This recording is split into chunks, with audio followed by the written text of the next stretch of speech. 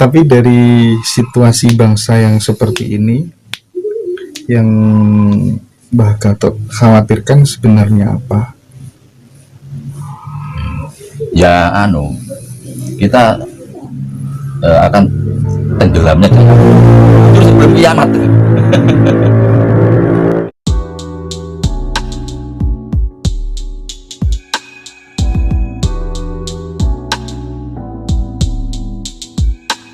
Seolah-olah namanya aja kita ini kan harusnya bahasa Indonesia ini kan heterogen, agama kan bermacam-macam ya. Iya. Tapi kadang ada satu keluarga yang agamanya ada yang Muslim, ada yang Katolik, gitu aja sudah dianggap sebagai sesuatu yang suka karu-karuan. Iya. Nah, itu gimana menyikapi hal seperti itu supaya generasi muda kita itu nanti benar-benar bisa melihat hal-hal yang seperti saya sampaikan tadi secara objektif dan rasional tapi berdasar. Nah, ini saya katakan tadi menghadapi tembok raksasa itu. Gitu ya. Iya. Tapi ya bisa diperhatikan sedikit bisa. Tapi tidak perlu menyinggung itu. Enggak, Ya, paham. tetap dasarnya itu kebinekaan tunggal ikaan. Juga bukan kebinekaan tunggal ikaan. Itu jadi satu paket, tidak bisa terpisah. Ya, cuma gini aja sederhana, tapi tidak menyinggung siapa ya. Jadi mohon maaf saya tidak. Kita ini mempunyai sistem struktur dan mekanisme jasadnya sama, dari bahan yang sama, bahan tanah, udara, angin, ya api dan air. Bahan wadah kita ini, sistem struktur mekanisme sama. Dari sistem kerja paru-paru, jantung, semua persis sama. Dan tiap hari kita menginjak di bumi, minum air, makan, semua sama. Kita terproses 9 bulan 9 hari sama. Sudah itu aja, sudah tidak perlu diperpanjang. Kita berpikir sendiri. Apa yang berbeda? Iya. Nah ini. Bahwa keyakinan kan pilihan hidup seseorang. Nah, ini kan tidak perlu diterus-teruskan. Iya. Cuma dengan pedoman bahwa kita ini mempunyai sistem struktur mekanisme yang sama, baik jasmani maupun rohani. Nah ini. Dan turun ke dunia lewat jalannya sama, perkawinan atau ketemunya sperma dan kandung telur di dalam kandungan 9 bulan 9 hari bersama, sudah itu biar dikembangkan sendiri. Dari 20-an buku yang sudah ditulis, buku dengan judul apa yang membutuhkan perjuangan dan waktu yang cukup lama, Mbak Gatot? Sebetulnya hanya babuan aja, dipecah-pecah gitu aja. Oh, iya. Apa dipecah-pecah aja. Pecah-pecah. Iya. Memang kalau sudah bicara masalah misalnya apa aja nilai kemanusiaan, bukan. Wah itu malaikatnya merinci, ini yang sulit kan ya. Iya. Merinci. Kalau ada yang mengatakan kita ini dasarnya adalah pelasasi merasa bodoh-bodoh. Terus semuanya dipelasasi, ya.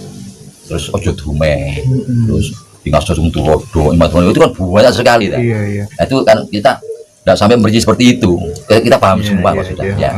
Paham semua. Dari ini, Mbak, saya kembali ke tadi sebentar, Mbak. Beberapa figur kepemimpinan kita, mulai dari Bung Karno, Pak Harto dan seterusnya. Andai kemudian Mbah Gatot disuruh memuji Bung Karno itu apa kehebatannya, Pak Harto, Pak Habibie, Bu Mega, Gus Dur dan seterusnya, itu apa kelebihannya yang barangkali bisa menginspirasi teman-teman? Dari Bung Karno dulu mungkin barangkali. Nah ini kadang-kadang saya ini ada kekhawatiran takut nyeleneh. Tapi saya merasa tidak nyeleneh. Saya hanya tunjuk 2 orang aja. Iya. Bung Karno dan Pak Harto. Iya, oke. Dan di situ yang saya pelajari loh nih ya. Iya. Memang Pak Harto kadernya Bung Karno. Kader. Iya. Gitu. Jadi beliau ini orang besar pada zamannya dan saling mengisi. Jadi kita bisa membayangkan andai kata bukan Pak Harto pengganti Bung Karno itu terus gimana? Jadi ya apa ini mungkin dukung ini, tidak tahu. Saya pikir begitu. Contoh aja ya. Bung Karno itu menggali Pancasila dan berhasil menempatkan Pancasila sebagai dasar negara dan dasar filosofis negara dan bangsa. Terus bagaimana Pak Harto cara mengembangkan Pancasila? tiap pembangunan pada hakikatnya adalah pengamalan Pancasila. Pas itu sudah, pas itu sudah. Tiap pembangunan pada hakikatnya adalah pengamalan Pancasila. Titik. Selain itu enggak. Bagaimana Pak Harto pasang-pasang bagan untuk Bung Karno? Ya. Nah, Bung Karno mengeluarkan trisakti pembangunan. Ya, bidang politik, ya, berdaulat dalam bidang politik, berdikari dalam bidang ekonomi, berbudaya, berkepribadian dalam bidang budaya. Nah, ini kan trisakti pembangunan. Harto trilogi pembangunan, pertumbuhan ekonomi tinggi, pemerataan dan stabilitas. Ini tiga roda ini. Tidak bisa lepas satu. Tidak bisa. Tiga ini saja sudah tidak bisa ditawarin sudah. Kabeh penyenengane iki gila. Selamanya ya begini. Bagaimana dibayang ada kata bukan Pak Harto. Nah, ini. Nah, jadi lepas pro kontra ya, lepas pro kontra. Jadi memang kepercayaannya. Tapi hebatnya Pak Harto apa? Dia bersembunyi sebagai kader Pak Harto. Ini hebatnya. Itu barangkali mungkin sudah disetting sama Bung Karno. Mungkin dia mampu bersembunyi sampai mengorbankan macam-macam loh ini. Anaknya Pak Harto, anaknya Bung Karno tidak boleh kuliah. Ini kan supaya teman-teman aku duduk kader ya. Iya, paham. Iya. Itu. Sampai dipersepsikan ada kontradiksi gitu kan di. Tapi rupanya akhirnya ketemu juga, ketahuan juga oleh mereka. Ketahuan juga akhirnya. Iya. Nah, ini kalau terus-menerus dibiarkan begini, wong kader dua beliau itu ada terus untuk sampai kapan? Nah, ini jadi ini ngantem ini dari. Nah, untungnya ini ada satu kesadaran dari dua beliau ini antara Pak Jokowi dengan Pak Prabowo. Mungkin beliau paham, beliau paham itu. Tapi dari situasi bangsa yang seperti ini, yang Mbah Gatot khawatirkan sebenarnya apa? Ya, kita akan tenggelamnya jati diri dan tidak terpakai jati diri dari kehidupan berbangsa dan bernegara ini dan bermasyarakat. Itu yang kita khawatirkan. Nah, semua yuk terus sebelum kiamat gitu. Gak apa-apa kalau kita berpegang kepada satu pandangan, kita ini bangsa yang besar, jatuh ya, misalnya dari sisi itu loh, walaupun itu sebetulnya saya yakini dari Pedang jatuh hancur, terus dari itu Singosari hancur, Mojopahit hancur. Nah, kita terlalu bangkit kembali setelah hancur. Nah, setiap hancur ini semua akibat dari perang saudara, terutama Mojopahit. Mojopahit juga perang saudara. Sehingga lemah dihantam dari luar. Dan mungkin perang saudara diciptakan memang dari luar. Sebelum masuk dia suruh perang saudara dulu, baru berani masuk. Nah, kalau akibat dari itu kita hancur, nah kita tetap tidak menyadari. Apa Tuhan itu akan mengampuni kita kalau kita hancur lagi? Terus balik kok ngono wae lain loh. Nah, ya sudah, kamu tidak pikir ya masa lalu. Iya. Terus ya betul ya, semua itu akibat perjuangan. Tapi yang jelas dalam pembukaan UUD 45 disebutkan atas berkat rahmat Allah yang Maha Kuasa. Ini jelas sudah. Tidak semata-mata perjuangan loh. Ya karena rahmat Allah yang semata-mata. Kalau kita terus-menerus wis dibagutno maneng, tukaran maneng. Wis.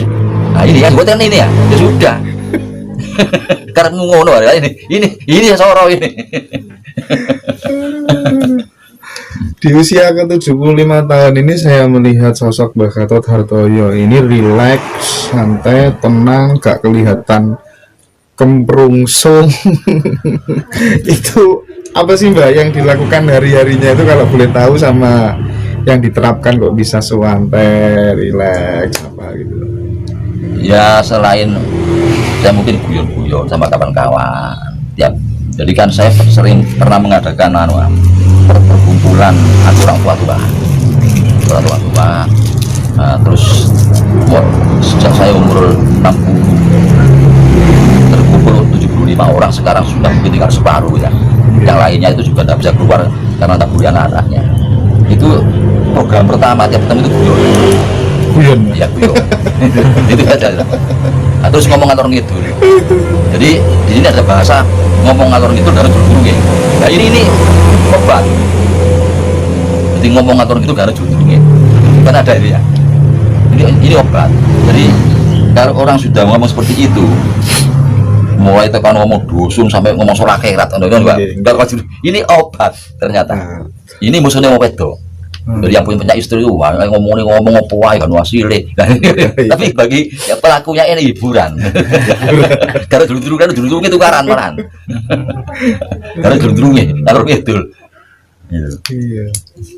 Nah terus terkait ini Mbah, saya dan teman-teman ini kan punya rencana untuk tidak hanya keliling Jawa Timur sebenarnya, tapi pengen keliling ke seluruh Indonesia untuk mencari orang-orang seperti Mbah Gatot, sesepuh-sesepuh yang kemudian bisa bercerita tentang sejarah masa lalu, bercerita tentang nilai-nilai kehidupan, kemudian kita transformasikan ke generasi muda, gitu kan?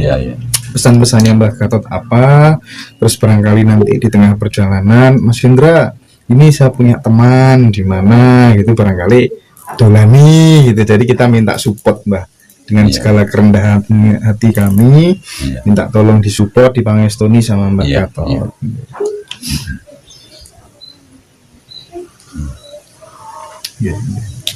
Supaya terus anak generasi muda terus bangkit dan kembali pada jati dirinya tanpa mengganggu siapapun. Tanpa mengganggu siapapun. Tidak akan berubah apapun, hanya sebab pandangan kita ini pandangan netral. Nah, menerima semua, paham semua bangsa yang masuk ke sini. Nah, kalau tidak, kalau kita ini misalnya hanya berkukuh melangi dewi, tidak bisa masuk masalah ini. Tidak bisa masuk, walaupun kita sudah mencoba sudah janji kita bisa masuk di musik wong desa, ya. Iya, wong desa bisa menerima. Akhirnya kita berarti kita ini pandangan kita ini netral. Netral. Tidak boleh sempit, tidak boleh eksklusif. Iya, eksklusif. Menerima apapun dan bahkan menerima perubahan. Kita ini mampu beradaptasi dengan perubahan dan sebagainya, karena mampu kita ya. Masih biasanya ngetiknya pakai ini Mas? Iya, mesin lawas ini? Iya. Waduh, luar biasa. Mbah Gatot Hartoyo, terima kasih banyak sudah meluangkan waktu.